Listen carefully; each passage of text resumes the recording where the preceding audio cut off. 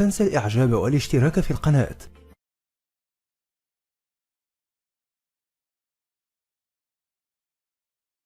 Question from the brother's mic in the center. My name is Rajesh. I work for an IT company. First, I would like to say Assalamu alaikum. Sir, you are a versatile personality and you have knowledge of all the religion. And always you have said there is one and only Allah, and Prophet Muhammad, peace be upon him, is the last messenger, with the references and help of Hindu books.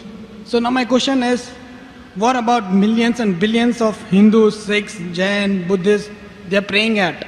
Does their structure exist, or there is only Allah and the Allah? Thank you. The brother asked a very important question. He says that he has heard my talk and I speak of different religions and I try and prove that there is only one Allah and Prophet Muhammad is the final messenger, not only from the Quran, from the Hindu scriptures, from the Christian scriptures. So the question is, what about the millions and billions of non-Muslims, the Hindus, the Christians, that their structure yet exists? As far as the structure existing, if you go to the scriptures, all the scriptures that came before the Quran, in the passage of time, they have been manipulated, there has been corruption, there has been concoction.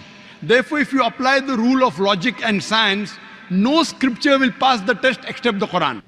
But the beauty of all this is that even though the scriptures of the other religions have been changed, whether it be the Vedas, whether it be Ramayana, whether it be Mahabharata, whether it be Bhagavad Gita, whether it be the Bible, whether it be Dhammapad, what we realize that even in the changed form, even in the corrupted form, there are remnants. There are many verses which speak about the oneness of Allah subhanahu wa ta'ala, about Tawheed. Even though the scriptures have got corrupted, there are parts which yet say that Prophet Muhammad is the last and final messenger. So what I say, that if they do research, and if they really want to be a good Christian, as Jesus Christ, peace be upon him, said, it's mentioned in the Gospel of John, chapter number 16, verse number 12 to 14. I have many things to say unto you, but ye cannot bear them now. For he, when the Spirit of truth shall come, he shall guide you unto all truth. He shall not speak of himself. All that dear shall he say. He shall guide you to truth. He shall glorify me. So here Jesus Christ, peace be upon him, is telling his followers that there is a messenger to come, Prophet Muhammad. If I give you the message now, you will not be able to grasp it. When he comes, he will guide you to all truth. So if a Christian has to be a true Christian, he has to follow the teachings of Prophet Muhammad sallallahu alaihi wasallam. Same thing with the Hindus. There are many references of Muhammad sallallahu alaihi wasallam besides Tawheed. It talks about the Kalki Avatar, the final messenger to come, Prophet Muhammad sallallahu alaihi wasallam. So if you have to be a good practicing Hindu, it's mentioned in Kalki Purana, chapter number 2, verse number 5, verse number 7, verse number 9, verse number 15, that the Kalki Avatar has been described, that his father's name is Vishnu Yas, that the servant of Allah, Abdullah. Mother's name is Sumati, which means peace and serenity, that's Amina. He'll be born in the village by the name of Sambala, peaceful village, that's Makkah. He'll be born in a family of the chieftains of the village of Makkah. He will have 4 companions, talking of 4 Khulfa Rashidin. He will get the first revelation in a cave, that's Ghar Hira. He will migrate northwards and come back. He went to Medina and came back. Several. So if you're a true Hindu, even though the scriptures have got corrupted, have been concocted, if you think the full scripture is the word of God, you have to follow the Kalki Avatar. You have to believe in the last and final messenger. So if you want to follow the structure, and if you do research, you will come to the same last and final messenger, Prophet Muhammad sallallahu alaihi wasallam. Same with Buddhism, same with Judaism, same with Christianity, same with Hinduism. So what I tell them, based on the verse of the Quran of Surah Al-Imran, chapter number 3, verse number 64. Ta'alaw ila kalimatin sawa'in bayna bainakum. Come to common terms as between us and you. What is different, we keep it aside. What is common, let us agree. Let us follow. The first thing is, Allah na'budu illallah, that we worship none but Allah. So what we realize, that what is different we'll discuss tomorrow. What is common, let us agree to follow. Let us agree to follow what is mentioned in the Bible, in the Jewish scriptures, Christian scriptures, Hindu scriptures. God is one. He has got no idols. He has got no image. Idol worship is wrong. All the scriptures mention about the last and final messenger. So my question to them is, then why don't you follow it? Why don't you follow and believe only in one God? Don't do idol worship, worship him alone. And why don't you follow the last and final messenger? And my question to you, brother, is, if you're a Hindu, I think you're a Hindu. Okay? So why don't you follow your scripture which says that there's only one God? It says, Natasya Pratima Asti. Svetasvatara Upanishad, chapter number 4, verse number 19. In Yajurved, chapter 32, verse number 3. Natasya Pratima Asti. Of that God there is no Pratima. Pratima means Almighty God has got no image, has got no photograph, has got no painting, has got no portrait, has got no statue, has got no sculpture, has got no idol. I am asking you, do you believe in one God? Do you believe? I do. Do you believe idol worship is wrong? No. So why don't you follow your Veda? I tell you one thing. It's not necessary you need an idol or you need a picture or you need a light, you know. Idol is just created so you can focus, you know. It's for few people, those who cannot focus, for them, I mean, there is an idol so that you can focus properly. Correct. This is what is said to me by the Pandits. They tell me, Dr. Zakir Naik, we have read the scripture, we agree with you totally. Idol worship is wrong. But what happened? Those who are initial, toddlers, in the early stage of life, you require idol to concentrate. When you reach higher consciousness, no idol is required. I tell them we Muslims have reached the higher consciousness. We don't require idol. This is the explanation given to you by a Pandit, not by a scripture. It is by a Pandit. I tell them, isn't it mentioned idol worship is wrong? He says, we know. It is like my son, when he goes to second standard, the basics of maths is 2 plus 2 is 4. He says, son, 2 plus 2 is 5. You continue reading that. When you reach standard 10th, I will tell you 2 plus 2 is 4. I'll be the biggest fool. Because 2 plus 2 is equal to 4 is the basic equation of maths. God has got no idol, is the basic thing of God. How can you teach the basics wrong in the lower classes and higher classes? This is told to you by your Pandits and your scholars, not by your scripture. So I'm asking you, do you want to follow your scripture or do you want to follow your Pandit? I want to follow my scripture. Correct. So scripture says, Almighty God has got no image, has got no idol.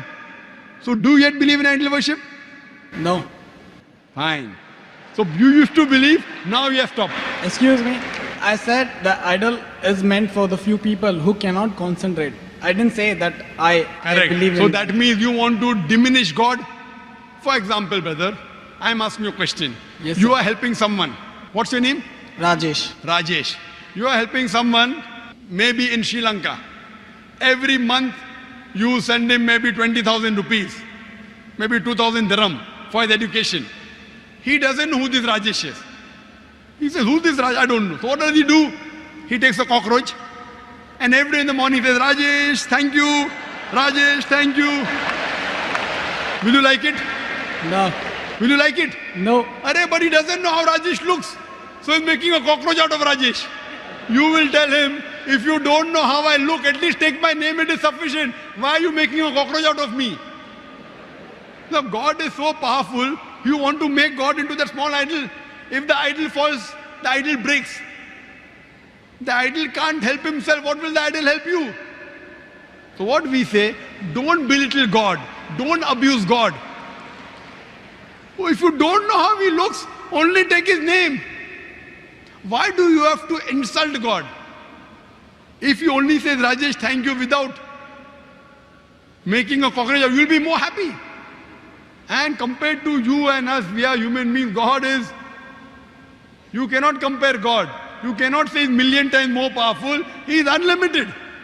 You cannot compare God and human being. So how can you make God into an image and restrict him to an idol? It's insulting God. That's what the scriptures say. That he has got no pratima. You can give him attributes, but don't give him an image. Hindu scripture says that, Christian scripture says that, Quran says that. So now do you agree that even for concentration, making idol of God is wrong? Could be. Could be, not yet sure. Not yet sure, huh?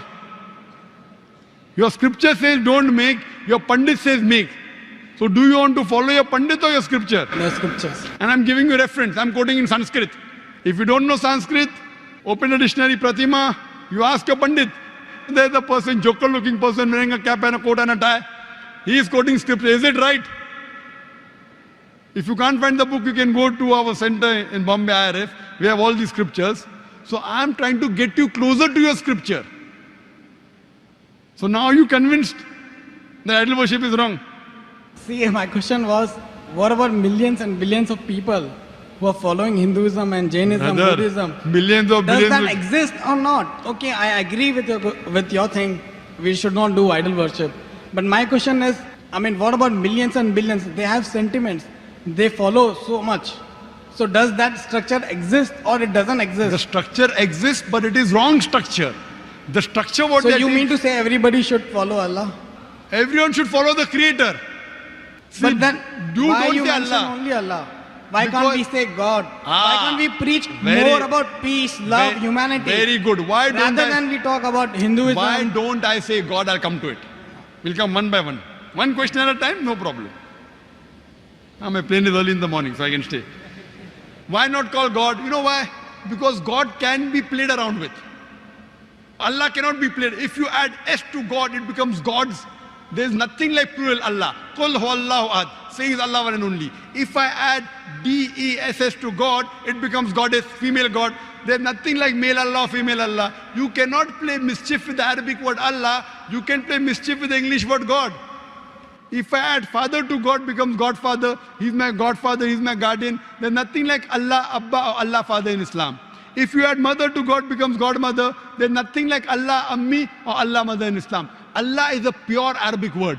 You cannot play mischief. Same way, Khuda. You can have Khudadar. Ishwar becomes Parmeshwar. All these words can be played around with. You show any other word which cannot be played around, I will use it, no problem. You should not go against the definition of Allah subhanahu wa ta'ala. I'm saying in Arabic, but when I speak to non-Muslims, I sometimes use God. Knowing very well that God is not the appropriate translation of Allah. But while translating even in Shahada, I'm using the word God. Knowing very well it is not the correct definition. You are talking about, what about the millions and billions of people? Do they have the structure right? Brother, millions will come later on. I am bothered about you first. I am bothered about Rajesh. The million people, God will tell me when you met Rajesh. Why didn't you speak to Rajesh? Million people will come to later on. Whether right or wrong.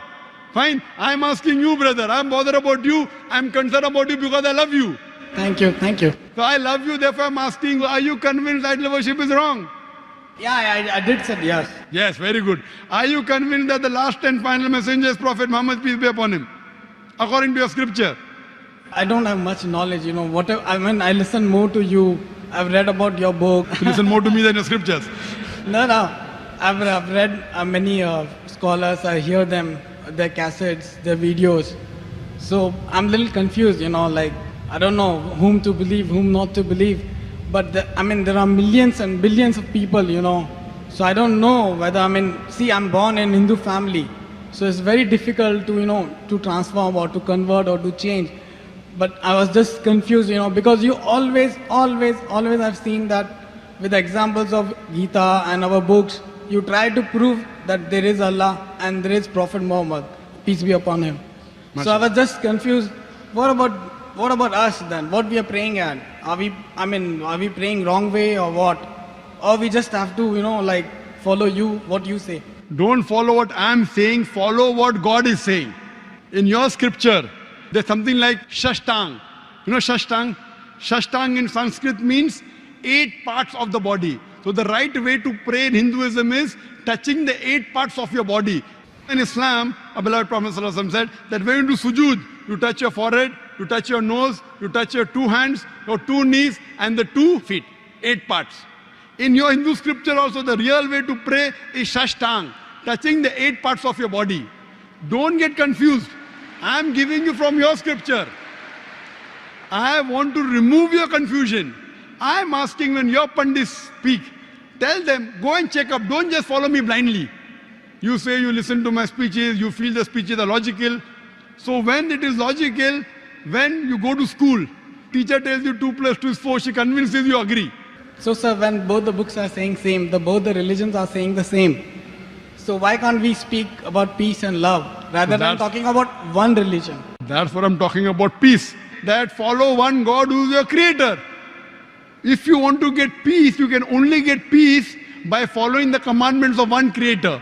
Though the religious books are different, what I'm trying to point out the commonalities. I'm not criticizing Hinduism, I'm not criticizing Christianity. I can give a bigger speech of differences between Hindu scriptures and Islamic scriptures.